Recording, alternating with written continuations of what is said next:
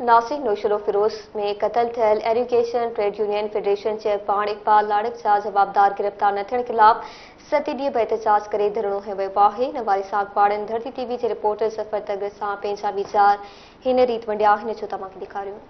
ॾींहुं ॾिठे जो इकबाल लाड़क खे पंहिंजे ई ऑफिस में ईअं सम्झो त इंजीनियर जे ऑफिस जे गेट जे साम्हूं क़त्ल कयो वियो आहे।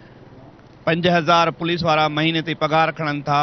एसपी उन में एसपी बि आहे त डीएसपी बि आहे त एसएचओ बि आहे। असां पुछण था चाहियूं एजेंसियूं लॉ एनफोर्सिस इदारा बि उते ई आहिनि।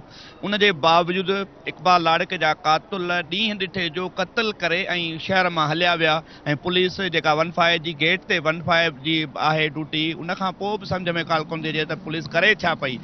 ऑल सिंध इरीगेशन जो जनरल सेक्रेटरी बिना ॾोह जे जेको आहे क़त्ल कयो वियो आहे, उनखे हिन महिल ताईं कातिल गिरफ़्तार न थिया आहिनि। हू पूरो 29,700 मुलाज़िमनि जो लीडर हुयो, पर असां सभिनी जो भाउ हुयो।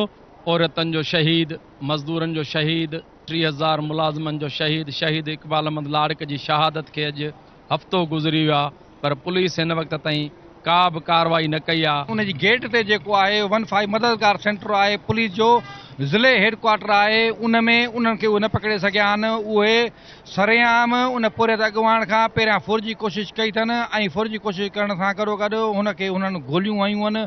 सरेआम गोलियूं हणी 2 मोटरसाइकिल ते 4 जवाबदार उहे फरार थी विया आहिनि।